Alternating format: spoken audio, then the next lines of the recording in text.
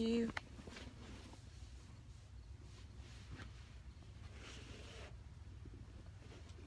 Okay. Stay right there.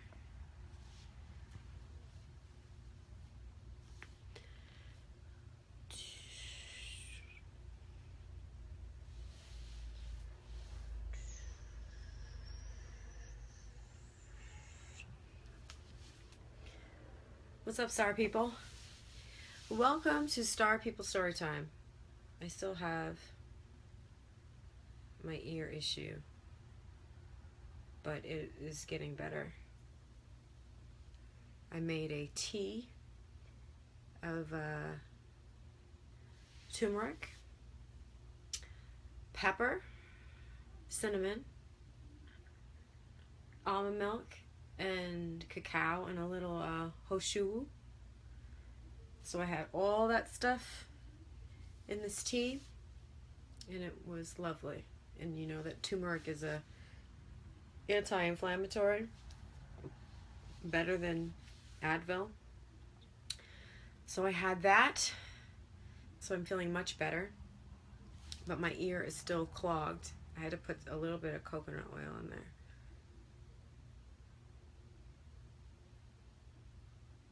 Because coconut oil is a natural antimicrobial.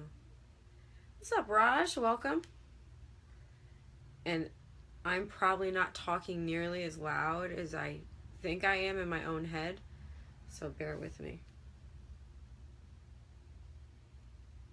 Maybe I shouldn't have put that last little bit. Maybe I should have waited, because I have a nice little ear. I had a nice little 2-ear system going on.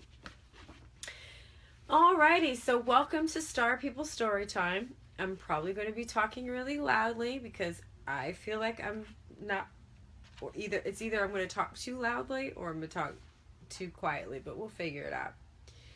And so yesterday we read chapters 35 and 36, and we figured out that Lucifer got something going on. What's up, Abdembi? What's up? Oh, good. I'm glad. I'm glad I'm loud enough. And I just, like 2 seconds ago, I just put a little bit more coconut oil in there. Because I think, you know how when you mess with your ear and then you get like a cut in there? I think that's what I did. And so then it swells up, and then it's just... Hey, Bernard, welcome. Anyway. So, yesterday we read chapter 35 and 36. And so what had happened was... Kai kind of called herself confiding in the father aspect of Lucifer, or what she wanted to be the father aspect of Lucifer. And we're starting to get the understanding that he is a data guy, like an actuary, like he collects data, and he's extraordinarily brilliant. I'm getting that impression anyway. He has to be some sort of scientist. I'm really looking forward to finding how that unfolds, like learning Lucifer's backstory. And so it seemed like Lucifer was grilling Kai a little bit to get some information. And then we went into chapter 36, and that's what had happened. He did something. He used her mala to alter her experience to apparently just try and get them to the cathedral so he can figure out whatever it is he was trying to figure out. I don't know why he did that, but again, it happened. And so now here we are. What's up, Steve? What's up, Sonia? Hey, Bernard. So now we're on chapter 37, and I want to give it what time is it? Give it like 1 more minute to make sure everybody starts together. And so chapter 37 is pretty short, so we're going to prayerfully, because chapter 38 is really long. but it's all right. We're going to attempt to do chapter 37 and 38. If you're new, maybe I can't go back any further. If you're new, hi, welcome to Star People Storytime. We read a book every day. We read a chapter or two from my book, the Stellar Trilogy. This is book 3, Light of the War. And we're like almost done. Like we're on chapter 37 and there are about 43 chapters in this book. So if you want to go back at some point, you can stay and listen because we're having a good time.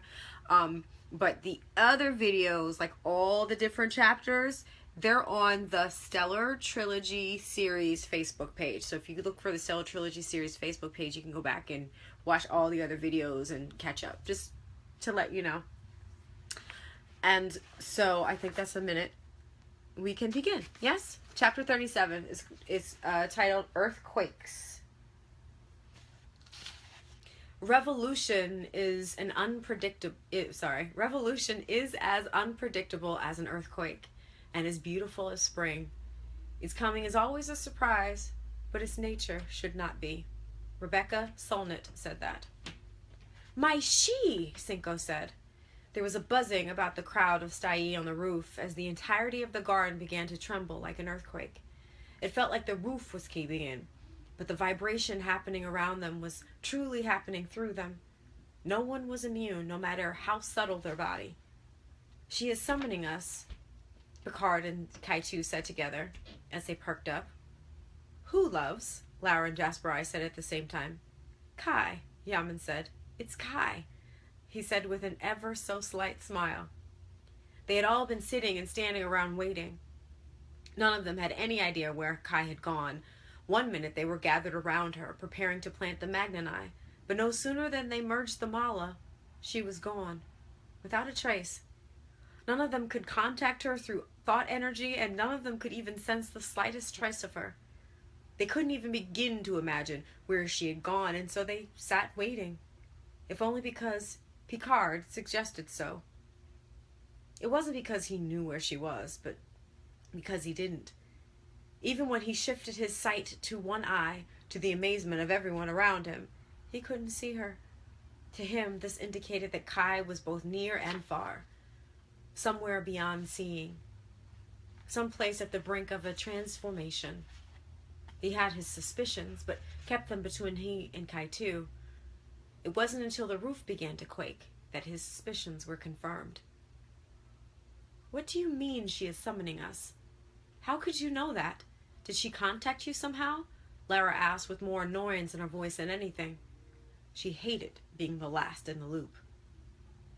We can feel her. This is her energy signature. She is attempting to bring us all where she is, Picard said. Impossible, Moreau said. Is she strong enough to do such things? Apparently, Lara said, sounding taken aback. I hope she has an anchor. There's a lot of us. She does. The twins, Kaitu said. Oh my she, Cinco said again. What's happening? You still didn't tell me who you all are or why I'm even here, Henny said. He was standing stick still from the neck down, just to the left of the door of the garden. His head was bobbing forward like he was trying to rage himself out of invisible concrete. He had been standing that way for a long time, with a lot of the Stai mostly staring at him or walking by him with a giant... He had been standing that way for a long time, with a lot of the Stai mostly staring at him, or walking by him like he was a giant, gorgeous statue with a movable head. They were kindly to him, but they didn't take kindly to his posturing. Cinco had to subdue him more than a few times, which he seemed to enjoy doing. Somebody answer me, Henny said, with a bit of spittle foaming at the edges of his mouth. Cinco turned around calmly. Henny looked like he wanted all of his 6'5" frame to slink inside itself. You shall know why you are here soon enough. It would be best if you and your temper kept a grip. Agreed? Cinco said in his sing-songy voice, matter of fact. Henny looked so frustrated that he couldn't decide if he wanted to posture again or cry. No one was holding him, but he couldn't move. To add to matters, Kai-Tu kept staring at him. He was too frustrated to pay attention to her specifically. He kept shifting his head and his attention to as many of the Stai standing around him that were in his sight line. Meanwhile, the shaking that was happening on the roof was making him dizzy. His head bobbed forward and backward. Finally, Kai-Tu, holding Picard's hand, stepped toward him. "Do you know who I am?" she asked. Cinco attempted to step in between her and Henny, but Picard stepped between Cinco and Kai-Tu. "The question is fair to ask," Picard said in his thick French accent. "Let him answer it," he said. Little brother is stepping in, the what? Cinco looked like he wanted to protest, but he decidedly gave Picard a bow-like head nod and stepped back. But not too far back. They were on the brink of their most important work. He couldn't afford to have Kai-Tu and Picard muss anything up. Picard looked squarely in Henny's eyes. "My sister asked you a question. Would you care to share your honest answer with her?" "Expediently, please. We have other things to accomplish today," he said.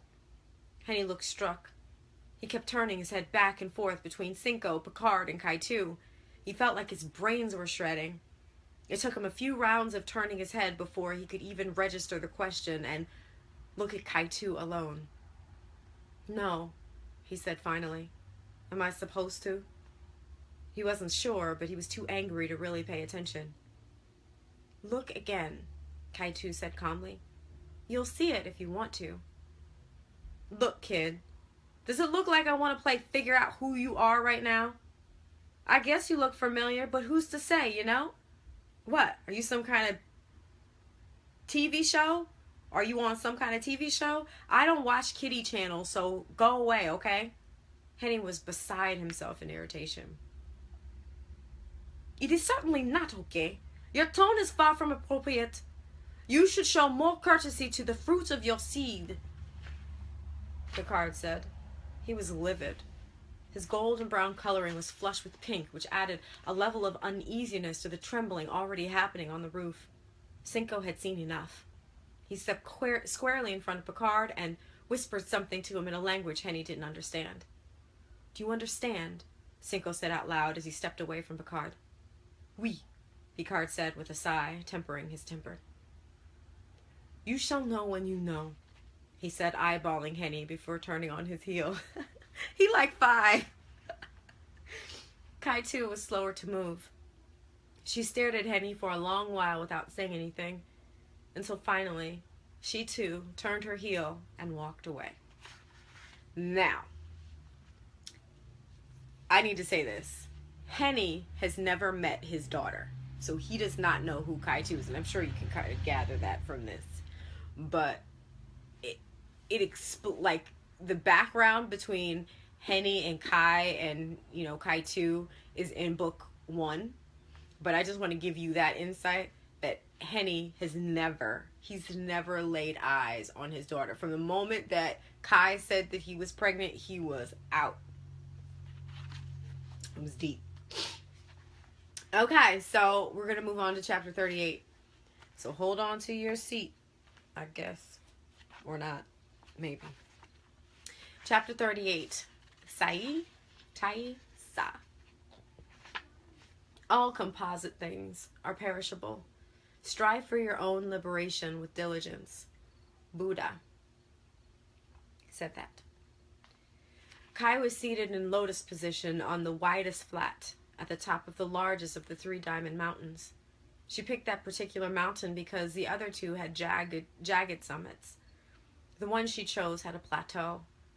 It also happened to be where she did her greatest work in her yai. She, Kai-Tu, Kuai Yin, and in utero Picard floated right above where she was sitting, subsequently freeing every soul in Firewall. If only so she would have a blank space to work with 7 years later.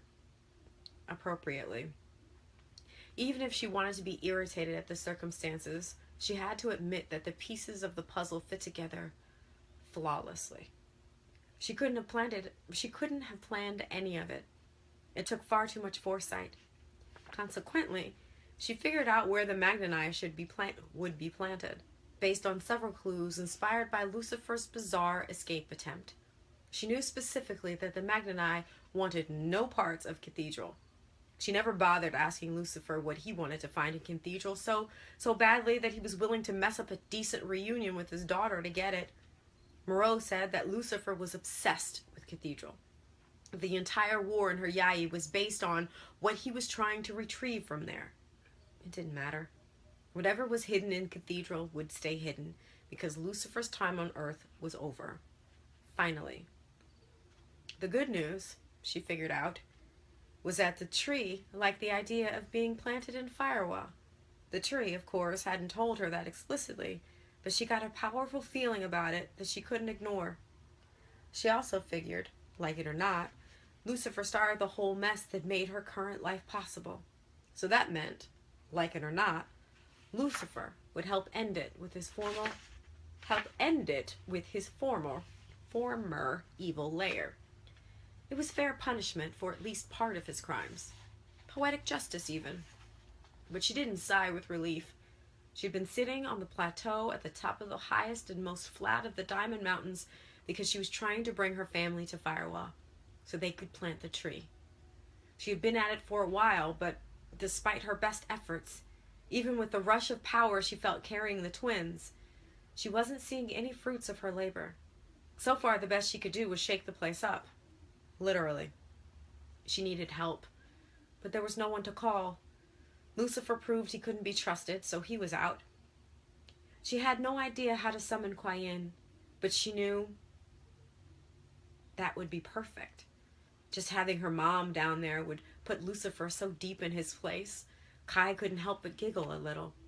She would have loved to see his face if Kuai Yin showed up.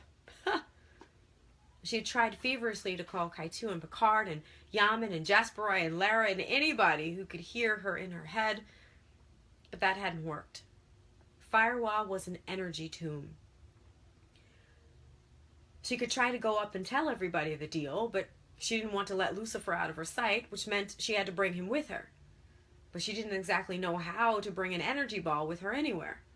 Seemed like a pain in the ass proposition anyway, and cumbersome. It wasn't like Firewall was the easiest place to get to, which meant it wasn't the easiest place to get out of either. It was through her process that she decided the most efficient way to plant the Magnani tree in Firewall would be to bring them all down. She figured if she could manage one trip for them all down, they all could figure out how to get back up. Still, Kuai Yin seemed like the fastest option. Kai also got the impression that what she was up to was something she had to do on her own. She had to figure it out. She couldn't rely on the idea that anyone was coming to save her, even if they could. At some point, when Kuai Yin went on to do whatever she had to do next, Kai would be left alone to be the new mother, or whatever. Her mom kept saying that she too would become a light being at some point. She didn't know at which point, since she didn't even know what any of it truly meant. She just knew she had to exhaust all of her options. It was through the useless process of exhausting her options. It was through the useless process of exhausting her options that she thought again of her stellar inventory she had itemized earlier. She knew that something in her arsenal had to be able to help her figure out how to do what she knew she could do. What did she have access to presently? The Magnani and the purple vial were with her family, so she left those off the list. Certainly, she had access to something that could be used to help her process along. She still didn't know how to get to any of the things in her inventory, but she went over her mental list anyhow. Birthright, including the red orb and the scepter thing with the orange flame. Wings, raven black. Mirror, blue flame. Whole Omni Sai Mala, the Elder's palm tattoo. Something else unknown from the Elders that could be hidden inside her body somewhere. Piece of paper from her drawer now stuck in her palm tattoo. Something in her made her go back to the something unknown she knew the Elders gave her. Maybe if she knew what it was, it could help. She relaxed some, if only so she could strike the mystic chord of memory somehow, which caused her to immediately tense up. How am I going to strike the mystic chord of memory? Who even says that? She thought with a frown. But what if she asked a question? She knew that asking better questions produces better answers. She'd been told no less than a dozen times that the answer to all of her questions was within her. She had all the answers. She just had to ask the right questions. So, what did she really want to know? She looked around the emptiness of Firewall. The blue of the lapis, along with the gold flecks, made the place look lonely and sad, even though light was streaming in from the giant hole in the top of it. It felt more like a spotlight than a light source. The light seemed disconnected from the rest of the extraordinarily large, empty cavern. Wasn't that the problem? The disconnection? How does one connect what feels disconnected? Plug it in? This made her think about all of her talents. She knew she had them, but she felt too disconnected from them. She didn't even really know what she was supposed to use them for. If she knew what they were for, maybe she would feel connected enough to them to access them. This made her think of something else. One of her major complaints throughout the entirety of her journey was trying to tell which parts of her life were dream and which parts were real.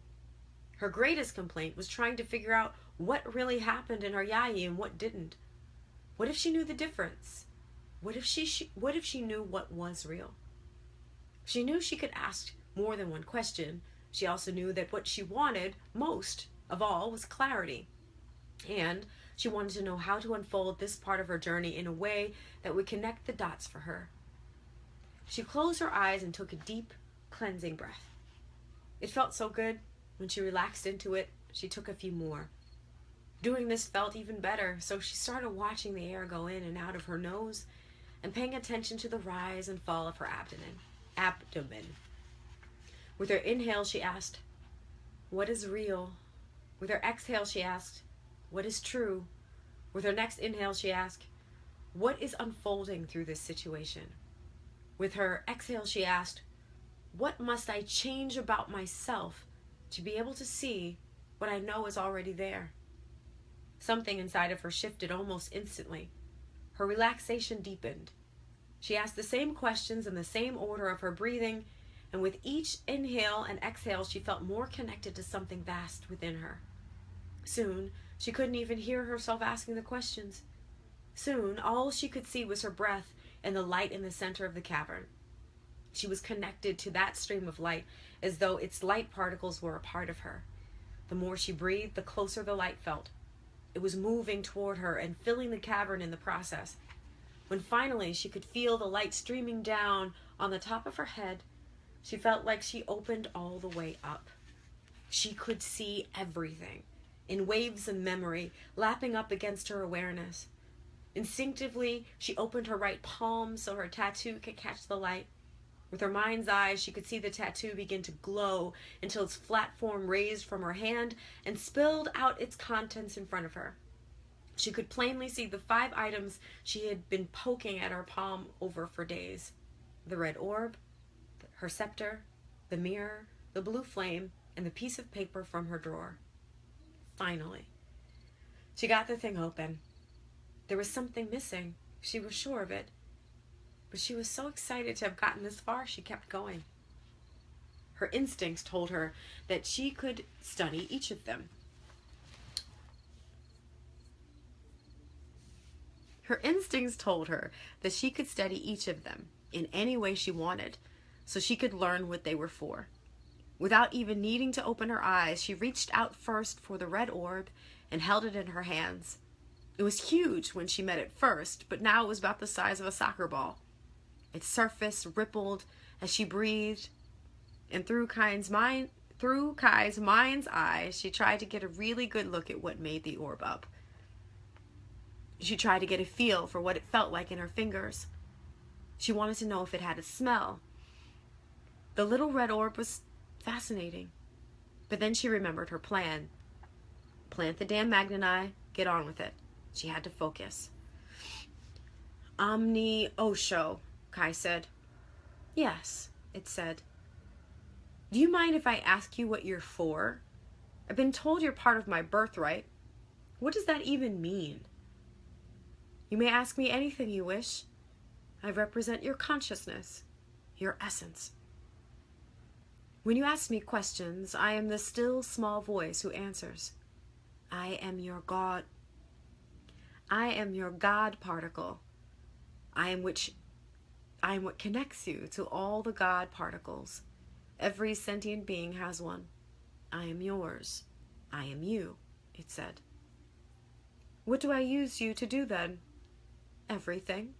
Ask and it shall be given. Knock and the door shall be opened. Okay. What did the elders give me besides my tattoo? They gave you nothing. You have everything. But I feel like they left me with something else, something important, and I can't remember what. Yes, but they gave you nothing you did not already have. The elders shared an extension of their tattoo with you, which means you are connected with them. When they touched the star on your forehead, they expanded your sight, which helped brighten your light. Your paradigm was small, so they widened it. So they just made the star on my forehead bigger? To catch and share more light, it said. Its pleasant yet tinny voice rang through Kai's ears like a symphony of gongs. All of this is book 2 stuff, by the way. Okay, Kai said. Thank you. Omni Osho. She nodded her head a little to the orb and put it back in the air where it was. Next, she pulled down the scepter with the orange flame. What is this for? She asked in the direction of the orb. It lights your path when you forget the light you were born with, the orb said. How often will that happen? You already said the lamp on my face got bigger. Often, it said. Kai almost laughed. The thing still had jokes. How do I access it? Ask the right questions. Kai studied the scepter with more intention. She noticed the flame was tall and wide. She ran her hand through it a few times, but it wasn't hot. There was a star engraved on one side. The rest of the long stem had innumerable ornate carvings that looked particularly like the carvings on the red door of Valaura's office. What do the carvings say? In essence, seek and ye shall find. All of this, Kai said, demonstrating the multitude of characters that populated the entirety of the scepter. Says just that? In essence, the orb said. Yep, you are definitely me, she said with a sigh. She put the scepter back in the air where it was. Next, she pulled down the mirror. It too had a star in its face. It too was smaller than she remembered it. Should I even bother asking what this is for? Yes. It is designed to help you see yourself as you are, and to face yourself, so you may change what does not suit you. When I found it, it showed me my surrogate family and the dozen of Durg. What did that have to do with what I needed to fix about me? Everything. You saw exactly what you acquired from your surrogate family. Their fear, doubt, worry, and pain became your own. When you chose the task of helping them, you took on the task of releasing the things that bound you to them. By facing them, you faced yourself. By forgiving them, you forgave yourself. By spiritually volunteering to save them, you moved a step closer to the unfoldment of your own soul. I did none of those things. It was only a vision. It wasn't even real. Plus that scenario hasn't even happened yet. Yes. Yes, what? It happened? No. Your choice made its happening unnecessary. You learned through insight. Instead of through pain. You can move on. Oh, Kai said. So the Durg aren't coming to ravage the earth? Yes. Yes, what? They are coming? Kai said, panicked. It depends, the orb said. On what? If the people of Earth wish to learn through insight or through pain, it said. Planting the Magnani won't even stop the Durg from showing up? Psychic trash must be upcycled, recycled, or transmuted. It will not disappear by planting a tree, no matter how powerful, magical, or otherworldly it may be. The people of Earth must each do their own inner work. They must rule themselves to defeat the Derg. So the war is still on then, even without Lucifer's input. Only if they choose it, there is much more to be done. Okay, Kai said with a loud sigh. Okay, so there's nothing else I can do, even as the new mother. Yes, always. Your part. Always your part. Your part is the only part that you can do, because it is the only part you were called to do. There are other parts.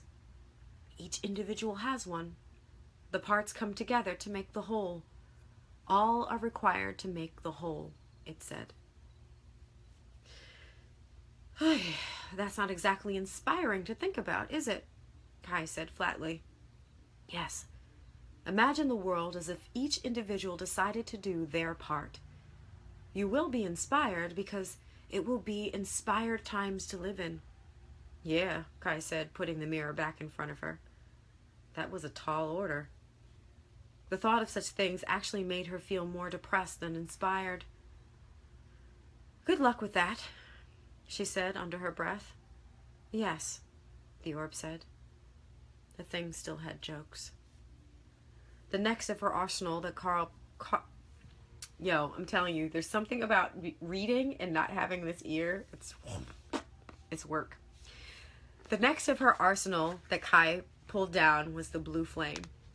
It was just a flame, burning continuously on a tiny bush. It didn't look like much, but she remembered how it turned into Henny by the cave. After she forgave him and kissed him, the flame Henny got sucked up into the flame. Is this supposed to represent forgiving my past, maybe? That seems like a useless tool, Kai said, rolling her eyes. She had just remembered that she would have to face the real Henny as soon as she figured out how to get everyone from the garden down to Firewall.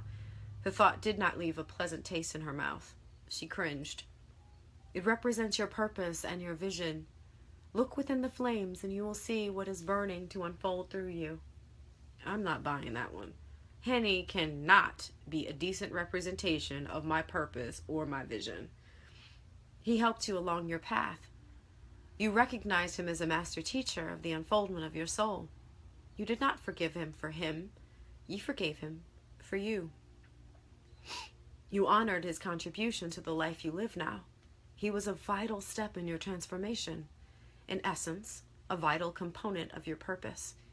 Your first component toward who you are now. Without his contribution, where would you be now? I don't know. Maybe. No. Kai put the flame back quickly.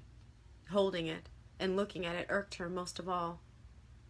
The only item she had left to study was the tiny piece of paper that stuck itself to her hand when she was rummaging through her drawer. She was slow to reach out for it. It felt like it took forever for her fingertips to even graze the front of it. When finally she had stretched her hand around it, she was almost unwilling to pull it toward her at all. What's in it? Kai asked, pulling her hand away. You must open it to find out. What if I don't want to? Then you will not know what is in it. Fine, she said, stretching her arm out for another go. When the fold of paper was firmly in her grasp and she had effectively pulled it to her lap, she noticed how light and small it was compared to all the other of her so-called tools. It seemed almost frail and probably more pointless than she thought the burning bush was. But it was there. She had discovered, probably most of all, that sometimes it was the smallest of things that had made the greatest impact.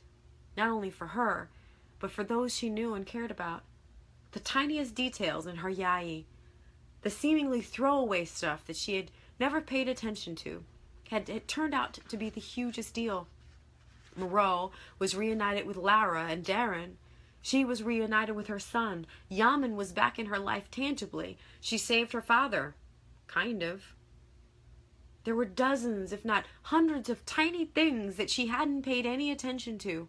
Some things she really just sulked about it ad nauseum that only required a shift in her perspective to see their value. Maybe the same could be true about this little piece of parchment. She looked at the words written on its front. Taisa. She had thought, because of the mirror, that it meant place your sight here.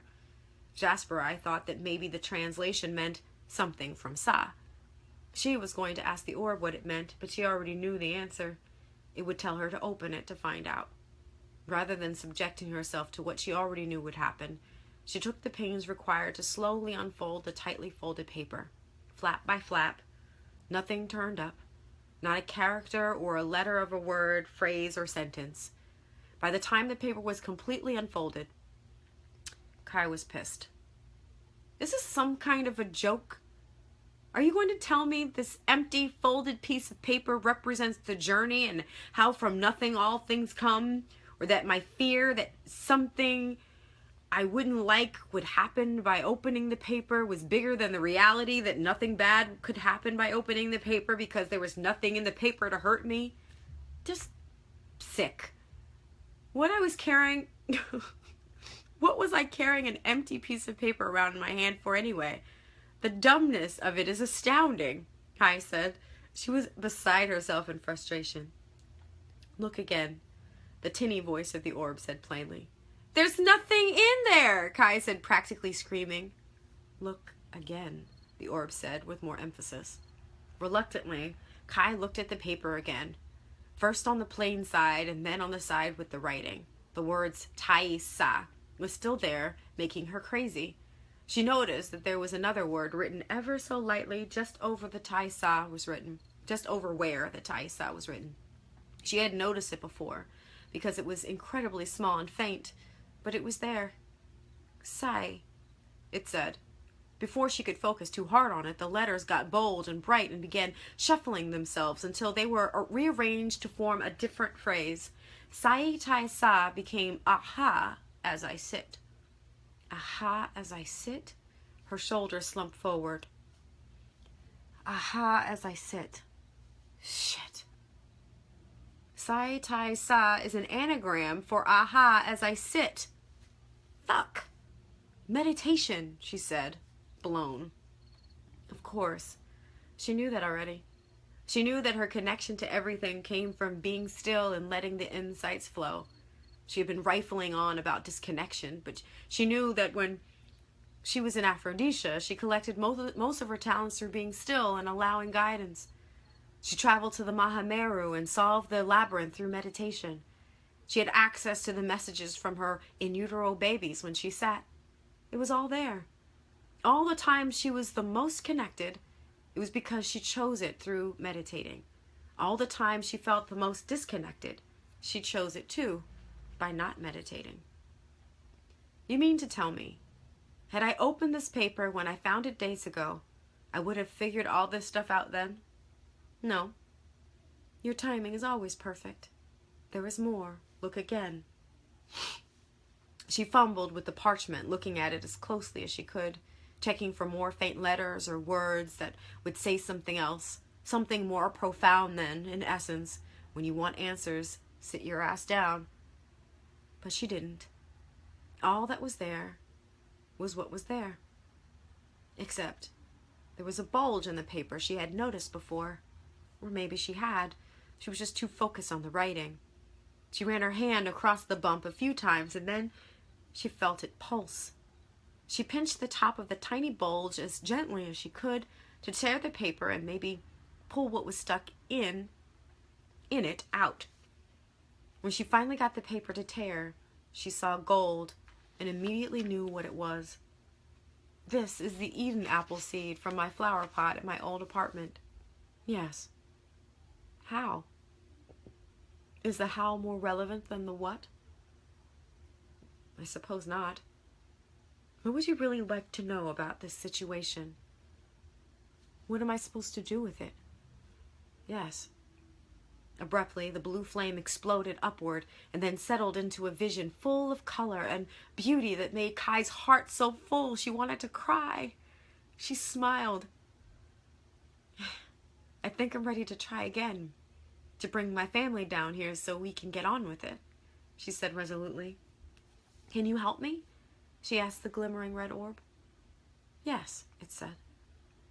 She put the seed and the paper back in the air, where she found them, and took a deep breath.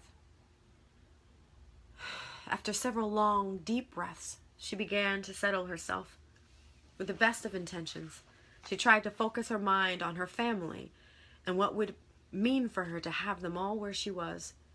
She thought about the Magnanite tree finally having a new home, symbolic of the transformation of the new earth.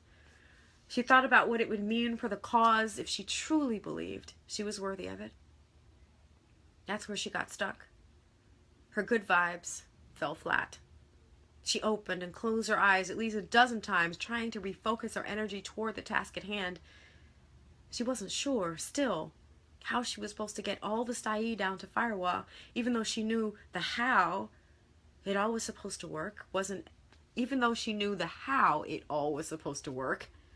as important as what work she needed to do. She was having a hard time focusing.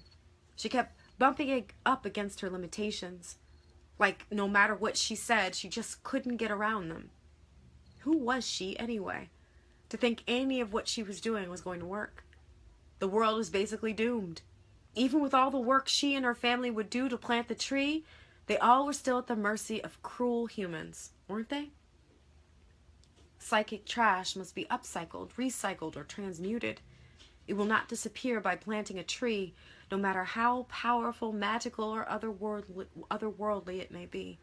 The people of Earth must do their own inner work. They must rule themselves to defeat the Durg. The red orb's words rang through her ears and echoed around in her head like her brain space was an empty cavern. She was tired. She wanted more than anything to take a nap. I can't, she said in the direction of the orb. I need to rest. Yes, it said.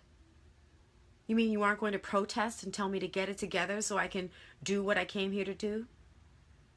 No. If you believe you cannot, you will not. If you believe you can, you will.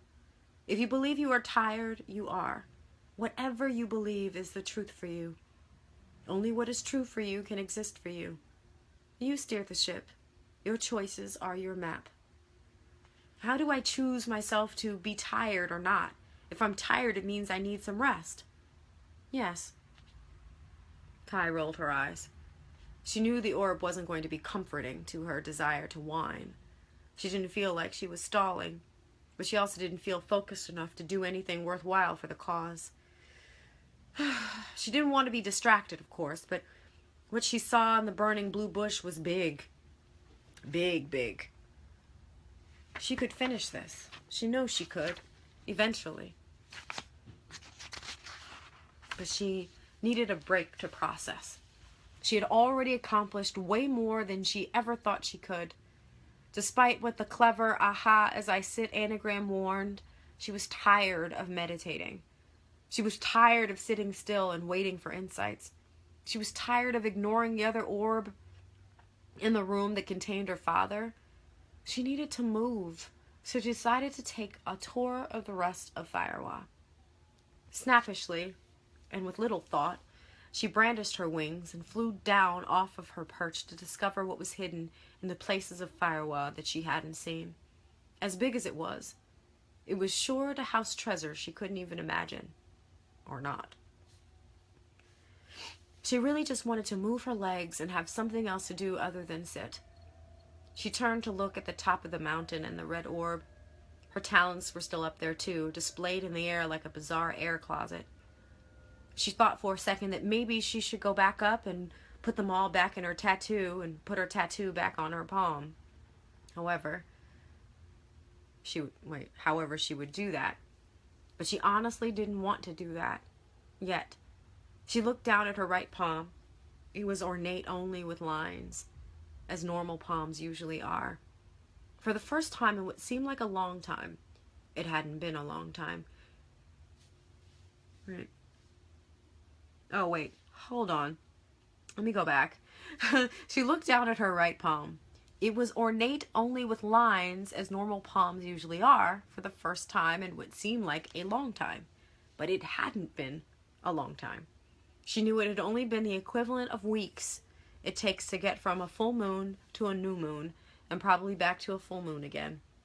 They were told that they had until the new moon to get the Magnanite planted, but it turned out that wasn't the case. She wondered if the reason they had to plant the tree today was because it would be a full moon again. She hadn't been paying attention. Things were too wonky since she had gotten back to truly make much sense out of everything. She determined she would need an extra long vacation after all of this was over to truly process the magnitude of all that had happened in such a short amount of time. She looked at her naked palm again, and then up at her talons glittering on top of the diamond mountain. Then she looked around her. There was a patch of darkness just a few paces away that caught her attention. She wanted to know what was beyond it. Firewall was all lit up, except for the small patch she could see from where she was. She had found a perfect distraction. Kai is going to get jacked up.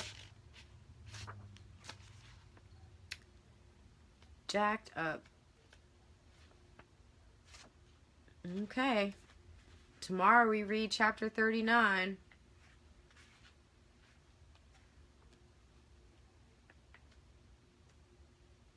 Are you getting it yet?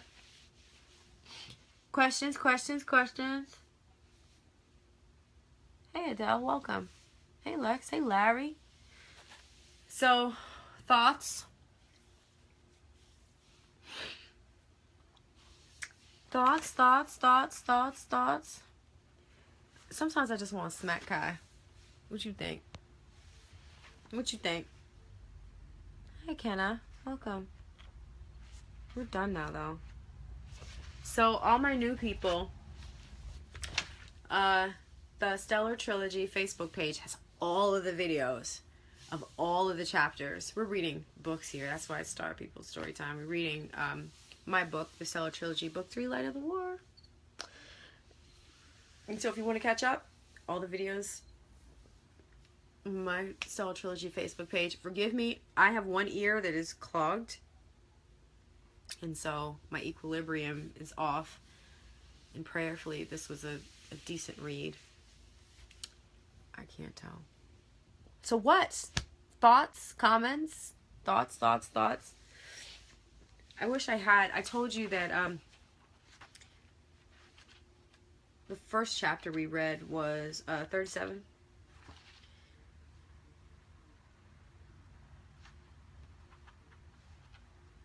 No, I didn't tell you anything about that.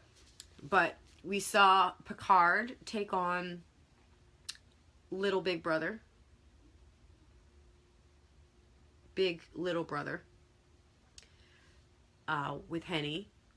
We saw Kai-Tu face her father, which is interesting. They don't know each other. They've never met each other. But Kai-Tu knows her dad. And that was an interesting dynamic.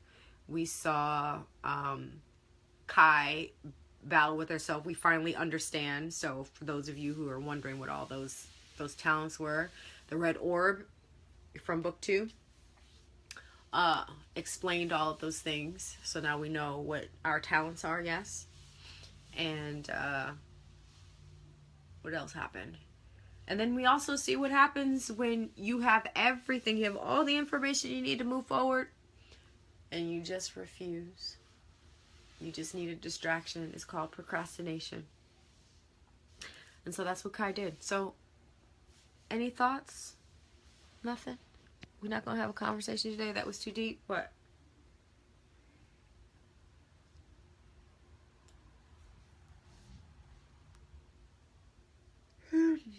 It's midnight. Nothing? No questions?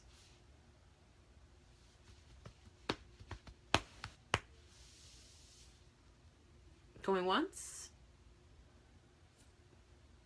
Going twice? Feels awful quiet. Y'all ain't said nothing. Okay, so tomorrow we're going to read chapter 39. I think I said that already. We're going to read chapter 39. And a lot of this stuff is going to...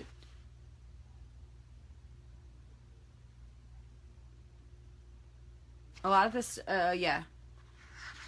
So a lot of this stuff is going to come together from chapter 38 in the next chapter. And then We read chapter 40. We're like, how, wait, 1, 2, 3.